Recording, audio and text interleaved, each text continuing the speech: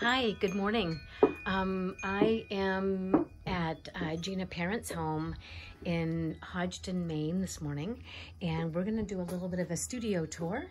And it's an icy, chilly day here, but the sun is bright, and Gina and I are gonna be talking about her art process, her beautiful artwork, and we're also going to be talking about her involvement in my Empower Portrait project.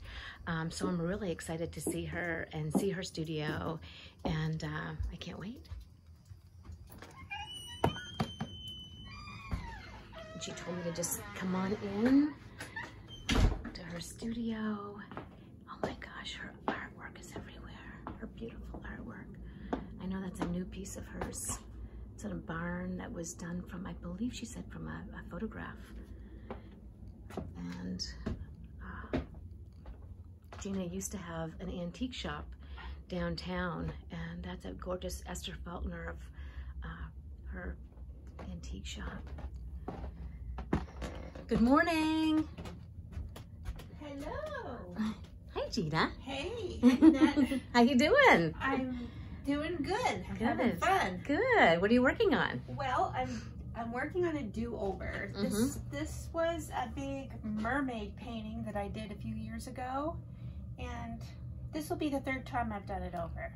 And well, no, the second time I've done it over. Yeah, I don't even know if it's going to continue to be mermaids, but I like to splash down a lot of paint and then take it from there. I want to keep a lot of this color in the background, maybe make a negative space painting out of it. Yeah. I'm not sure what I'm going to do, but... Yep, I love the colors, and I love mermaids, and yeah, turquoise is my favorite color, so... Yeah, I know you love turquoise. I love turquoise too, and I don't want to paint over all this color because it's pretty cool. It is. I don't know what I'm going to do, but... Yeah, but that's kind of the beauty of your process, isn't it? Yeah, it's intuitive. Intuitive. Yeah. Yeah.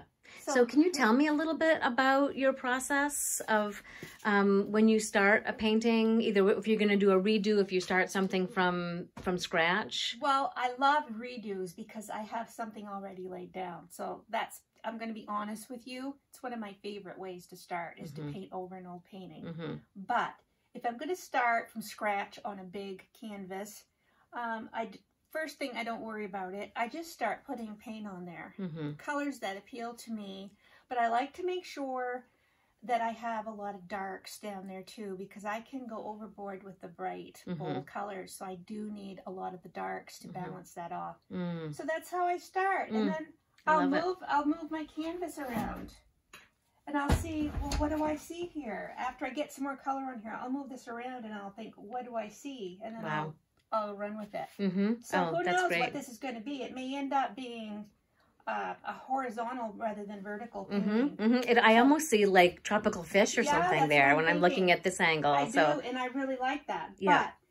But some of these colors I want to eliminate. Like this is a nice color, but it was a color line that I used quite a while back, and it's, to me, I feel like it's just too crafty. I don't want this artsy crafty look. I want to use what I'm using now for paint rather than the old stuff. So. Right. Well, our tastes change, and what we do in our artistic things that we love to do and what draws us in. And I think that's one of the interesting things about being an artist is that it always changes. And that's the way it's supposed to be. Like, I don't feel bad about that. I think that that's the way it's supposed to be, that we continue to change. I used to be confused about it, though, because I used to think, how can my taste change so much? But I love looking at artist work that has evolved rather than you look at it and it's like the same thing all the time. You know? I agree. But if that works for them, that's fine. Yep. That's great. So I don't want to put them down if that works for them. Right, but for me, I want to just keep moving on, but I am always probably going to embrace the crazy wild colors. Although once in a while I do something dark. But well, I'm gonna just scan around. Sure. Because the color, like especially in northern Maine, and this is March. Yeah. Like we need color. Oh yeah. We need color, and everything about your studio space here to me, you know, says like bright color and texture and, you know, cheerfulness. And, you know, I was thinking on the way out, Gina, that one of the things that I feel about your art is that it does have like a whimsical flavor to it. Right. But I also feel like your themes are serious and deep. They're serious, and maybe it's whimsical because that's all my ability is. I don't know. I don't like the whimsical, but it just keeps coming out in me. But I don't have an interest in painting realism. It's, you know, like one of my old teachers said, if you want a realistic picture, you know, painting, take a picture. She was like me. She was edgy and weird. I love that. You know, that's one of the reasons why we're good friends, Gina. I hate being whimsical, but I'm whimsical. Yeah. Well, but you know, maybe that's a way that you're able to express, you know, deeper things is in a whimsical way. Like, you know, how some people will write about deep things, but they'll do it in, you know, like in comedy. Like I have a woman that I photographed for my project who does therapeutic processes with women, and it's through stand-up comedy. Yeah. And so, you know, maybe that's one of the ways that you're able to express more deep emotions. Or that is how I express how I'm, and usually when I'm painting, then the feelings will come out. I don't necessarily go into a painting with, oh, I've got to paint to express how I feel about this. It just surfaces. I call my painting process supernatural because it is. I can't explain it. It's like the bumper sticker people of Harleys. If I have to explain, you wouldn't understand. I love that. That's where it is. Right. You know? Yeah, because it's just unexplainable. It's unexplainable. Yeah. And if people want to learn my style, it's kind of hard to teach it because you've got to be open-minded and you've got to be, you got to just let go. Right. And a lot of people have a really hard time with that. They do. And I did. Yeah, I did too. And I think the more I can let go, the less, for me, it's like the less when I'm doing portraiture, like the less I plan. Yeah. And the more I just go intuitively with what I feel like I need to do or want to do with that person when I'm taking their portrait. Yeah. That's when I get the really, really good stuff that's my style. Right. When I do too much planning, it's too forced. And you can't be too uptight about, you just got to relax. And, well, you saw my studio, it's got little piles of stuff everywhere. I love that. I can't obsess over this stuff. I'm getting older. I want to jump in and I want to do what I want to do. So can you show me like what's in your drawers over there? Oh yeah, sure. Over here. Junk. I love to collect old linens and old pictures. I mean, I used to own an antique shop, so little bits and bobs, little old. I plan on doing a painting. I did one, and somebody bought it, and it had old. They call these covers. And I put flowers, and I said someone got flowers in the mail. Someone bought it. Yeah, and bed and breakfast. Sue bought it. Oh, okay. And I also love the old, beautiful writing that they did with the, you know, the ink. It just makes me weak at the knees. I know, me too. Yeah, paper. This is completely different than that, and I don't understand. I don't understand. Why do I like old ephemera, old lace? It's sepia tone pictures. And then I paint stuff. I don't understand it, but I don't care anymore. Well, you don't really have to understand it. No, but I used to think I had to. I used to think I had to just do one thing, and people could see it and say, oh, yeah, that's Gina Parent's work. But I can go on and do something really completely different like this. Well, yeah, I was gonna ask you about that. So can you show that to me? This is encaustic, and I know a lot of people aren't going to like it. I created it with a board book, and I added old lace and rusty elements and a tintype. I love it. And this is for people to write in or use scrapbook or whatever. Yep. And make a little journal. Yeah, just got a few pages. Yeah. But I used, oh my gosh, I love this was on the inside of an old Bible cover. Still leather. Yeah. So it gives it such a great texture. Yeah. And I just love the layering process. And I love the feeling of it. Yeah. So yeah. Is this old lace? This is a little crocheted, an antique piece of lace. Wow. And what's the other encaustic piece that you have here? This I'm not too crazy about. That's all I have left here at home to show you. So, yeah, I cut this wool for, I guess it's a coyote out of the Bangor Daily News. And then I did the background in paint. And it's on an old book cover. Yeah. That's brilliant. And these are little watch dial that I shouldn't have painted over that. Oh, I like it though. Anyway, and then I put the encaustic wax over the top of it, but I was experimenting with working with encaustic wax. Which is you melt the wax and then layer it over and then it dries. I have a griddle and I melt the wax in a little bread pan and paint it over, and you have to fuse it with the hot gun. So it's fun. So you said that a lot of your work isn't here. So where is your work? All of my good work is out to the co-op in Holton and at the Uncontained Art Center, because we were going to have an art show and the owners got COVID, so it got canceled. So all of my good stuff's gone. Yeah. So you're seeing the bottom of the pot. Well, the bottom of the pot is pretty darn amazing. I'm doing the best I can with what I got to work with here, but but this is one of my newer pieces that you and I decided to bring home. This is Can you tell me about this piece? Yeah, this is a church, and it's mixed media. It's got a lot of layers of collage underneath that I painted over. And some I didn't. I didn't paint over that part, but... Can you tell me the meaning behind this This church is the Amity Church. My mom and I went to a little country bumpkin church in Amity, which is like 10 miles from here, with the little hard pews. I mean, nothing's changed. But a dog used to come in the door in the summertime when the preacher would be there. So I always went to that church with my mom, and it's still there. It's still going. But I don't go there anymore. But it means a lot to me, that church, because I have memories of being with my mom. And so how did you get inspired, like now, to decide, like, oh, I think I'll do a painting of that church? Because I love, well, that church is very simplistic looking. If you saw a picture of it, you would know it's just easy to paint. And but I am a Christian, so being a Christian, this is a big part of my life. Even though since COVID struck, I haven't gone to church. I suppose I should go now, but... That is beautiful. You can see I did put down some more color, and then I looked and I saw a city in the background. So I outlined it with my outliner. So it's a church in Amity that's in nowhere's land. It's a church in the Wildwoods. I renamed it Church in the Wildwood, but the church is meant the people. It's not the building, it's the people. We need to reach out to our neighbors, our Ukraine. We need to pray for people and be kind to people. So this is kind of what this painting is all about.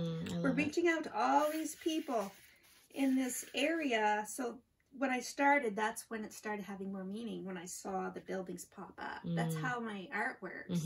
That's why I call it supernatural. I love that. And can you tell, I know one of the things that, one of the reasons that I want to come interview you and see your studio is, well, first of all, my messy studio. I'm so embarrassed. No, I love your art and I love the colors, and I've really enjoyed getting to know you through the Empowered Portrait Project. And I so much love to get to know you. Yeah, so it's been really fun. And but one of the things that really amazes me about you is how prolific you are. That I see you creating new work almost every single day. Yeah. So all artists have like a different process, and some people I know like wait till the inspiration hits, and some people just work 9 to 5 doing their art. Like, can you explain a little bit about like your process on a daily basis? My process is continuous. My mind has got little gears. What time do you come in here? What? What time do you come in here? I come in here, I get up and, like I told you the other day, I lay in bed at night and think about, what am I going to do tomorrow in my studio? And I get up excited, can't wait. My husband goes to work and I get dressed. Sometimes I come in here in my house coat because I can't wait to get started. So I forgot what you asked me. I'm just wondering, like, you're here every day, right? Yeah, I'm here every day. I'm 62 years old, so I am retired. I've been retired. The thing is, Nanette, I sold my antique shop 5 years ago, so almost 5 years. I've been doing this going on 5 years, and I don't know if I'm getting anywhere. Probably not, but I am enjoying my life, and I share on Facebook, and people tell me they look forward to seeing my art, so maybe that's a good thing. Well, what does making it really mean at 62 as an artist? I mean, what does make it mean? Like, I feel like who I was as an artist, you know, 15 years ago and who I am now, I'm a different artist. Right. Plus, I feel like I'm very different input or thoughts on what makes me successful or what makes, you know, it worthwhile or, Right. you know, it's very different when we get to be, I'm 62 also, and right. it feels very different at 62, what it means to be, I don't even know if successful is the right word, but making work that's important. What is success? Success, I used to think, okay, when I went into this, I'm going to make money as an artist. I'm going to teach classes. I'm going to have an online membership group. I'm going to do this. I'm going to do that, because I was copying other teachers that I had been following. I've taken a lot of classes online, and I just, I want to be like her. I want to be like her, but I can't be anybody who I'm not. And I'm finding out it's not all about making money, you know? And I thought it was. I thought being successful was, I was going to be like the artists on Instagram who were selling these paintings for thousands of dollars, and I thought, oh, I can do that, but I can't. But look, here you are in this town that you have so many connections in Houlton, Maine. I mean, you're living outside of Houlton, but your base really, as far as the bigger town, is Houlton. Right. And the co-op, the county, it's called the Aroostook County Co-op. Is that correct? I think it's called the Aroostook County Co-op. And which is right downtown on Main Street, and has got so much of your gorgeous art. So everyone in town. I am so grateful to be in there. Yeah, and everyone in town can go in and enjoy it, and hopefully, you know, purchase a piece at some point. Yeah. And then you're in the Uncontained Art Center, which is also in Houlton. And, you know, so maybe that's just success right there, that you are sharing all of your beautiful art with your neighbors and your friends and in your town. It is, and I'm finding out success isn't all about me. Success is about how others feel with, what am I doing right now? The way the world is now, I'm thinking more and more, I've got to try to make a difference and make somebody smile or make them feel a little bit better. So success to me is if they can look at my art, or maybe watch one of my little cheesy videos on Facebook and they can smile, or maybe they'll be motivated to one, that's success. It's little things. It's not great big things. Right. It's not. It's I how so you agree make with you. Yeah. How you make people feel. And I feel successful because I made you and I made friends through your art. So success is, it's connecting. It's connecting. Oh my gosh, yeah, connecting. With our art and our process, and being willing and being vulnerable to put yourself out there and to share. And then you can start talking to people and hearing you're hearing their stories. Yes, I love that. That's my favorite part of the work I do, is listening to people's stories. Yeah. Yeah, I'm just going to look around span around here for a minute, and then we're going to sit down and finish, you know, have a cup of coffee and finish our conversation. And talk a little bit about the project that I'm working on, that you've, you know, been wonderfully involved in. And I love this piece, Gina. Yeah, these are my older pieces. I like that. And, you know, the thing is, one of those people on there look like a man that I know. Really? Yeah. But and you hadn't intended that? No, but every time I see it, I think it's so-and-so. And I told my husband that, and we chuckle about it. I never want to say his name because he probably know. But I do it on purpose. Oh, that's great. Oh my gosh, look, I mean, there's old frames and, oh my Lord, old photographs. And this place just is so inspiring. Like, this place just gets my heartbeat going. It's a place to rummage. Oh my Lord, this is so incredible what she made here, and all this old lace. Yeah, and I have, like, in this other catch-all room, which you don't want to probably focus on too much, but I have another dresser full of old lace. Wow. And I have curtains full of little things to do assemblage work with, because, like, this is like, you know, this is off a little lantern. Yeah. But I'm going to use that. As a crown? Yeah. Oh my gosh. Yeah, that's perfect. I love that. This is an old part of an old clock. Yeah. So, as you can see over here, I don't know if you noticed the assemblage I started. I did. Yeah, that's great. So that's weird. You know, a lot of people don't like that. Oh, I don't think it's weird. I love it. I'm beginning to embrace my weirdness, but look. Isn't this cool? Watch. That is so cool. No. who would want that in their house? Me. Well, I'm not done. I'm not done with it yet. But, you know, and this is really cool. I love this. A friend of mine made this. That's beautiful. And I love her, and she's so creative.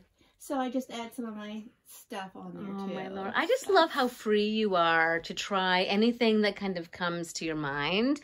And anything, you know, that you're like, oh, I think I'll throw this color on here and give that a try. Well, or that's how you were talking about a block. That's how I avoid a block. I just go for it. Okay, I was going to ask you, if you would explain it, because, you know, I kind of get into some creative blocks at times with my portrait photography. And I really want to make sure that when I'm doing portraits, that I'm trying to be as original as possible with each person. The last thing I want is like cookie cutter. Right. And so, you know, what do you do when you're in a creative block? What I like to, when it's nice out, I love to go for a walk. And I just, you know, I've been cooped up in this house. Like I told you, I don't have any wheels at the moment. Someone's using my wheels. And one day I took the dog out and I heard a crow. And it just reset my mind. Wow. Yeah, you that's know? great. Just thinking about it makes me feel all toasted. Yeah. You know? And also, we talked about the music. Yes. I have my little Alexa, and I'll say, I don't want her to hear me. I'll say, Alexa, play such and such. And so it's in like a certain genre, and I'll say, play more like that. And I just go to a different place. So music is very inspiring for you. Is very inspiring, and I love music. So it takes me to another place, and then I can really let loose. And that's a great way to get out of the block too. Yeah, I agree. And that, like, we talked a little bit about flow, like getting into flow. Flow is fabulous. Flow is, like, to me, that's one of the most amazing things about being an artist, is when you can get into flow and just really just everything else goes out of your mind. And for me, like, I forget that I'm hungry. I forget about time. And 6 hours could go. In fact, I've had a time when, not long ago, where I actually photographed a couple women, and I think we were going on like 4 hours, and I knew that they needed to, you know, probably get going. They had to drive ahead of them. I'm like, no. I was so in flow. Like the light was just getting more and more amazing. And I could have just done that for like 5 more hours and completely forgotten about the whole rest of the world. Just getting into that creative flow is like you're going into another dimension. It is. It's so healthy. It's one of those things that if you have to explain, you would understand. And that's why a lot of new artists, that they haven't found the flow yet. And when they start to find it, it's a sweet spot. It is a sweet spot. I'm going to put this down on a tripod, and we're going to just sit and have a little more conversation, and hopefully we can get this set on a set where you can see us. Where you can see us. People can see us. Let's see. Oh, be careful you don't get paint on yourself. Oh, that's fine. That's fine. But it's turquoise, so it's turquoise. Would so look good on your yeah, sweater, it would. You don't really want that. So maybe I can sit over here so you can just slide in there. Yeah, I think that's going to be pretty good right there. Thanks for making coffee. Yeah, actually, I feel like we need it heated up. But we don't want to interrupt our video. So this, these are David Grick. Is it David Grickus? Yeah, David. Cups. Yeah. Beautiful. Oh, they're so special. Wow. And I'm so happy I had two. Me too. Because you got one too. I know, thank you. You're welcome. It's the little things. It is. It's the little things. Well, and you know, this to me feels like living art. You know, when I feel this, I think his hands were on this. Yeah. And so, you know, I think one of the things about being an artist is it's not just about creating our own art. It's also about appreciating and kind of living artfully. And that might be using, you know, a potter that you know's cups, or for you listening to music, or, you know, it's living artfully and having our homes be places that feel artful, and we feel at home there. And, you know, I think that's one of my goals in life, is to live artfully. I like that phrase. You know, I've heard the phrase to live mindfully, and I don't know what that means, but I do know what living artfully means. And it could be also cooking. Like, we're raising, doing a big garden for the second year in a row. And for me, I've never really been much of a cook until like the last couple of years when we've had these big gardens.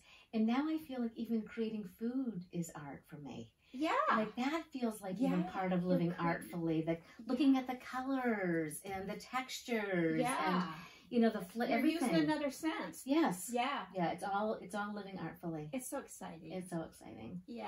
But one of the things I want to talk about was I so appreciate the fact that you were willing to participate in my Empowered Portrait project. That was such a good experience for me. I'm so glad. I never had anything like that done. I mean, I've never had anything that made me feel so special. You know. I'm really glad. Yeah. And it's a project that still is like really near and dear to my heart, and I'm still in the process of it. Well, what about this project? So what is it? Okay, so and you know a little bit about it already, but we haven't really caught up since for a little bit about it. Yeah.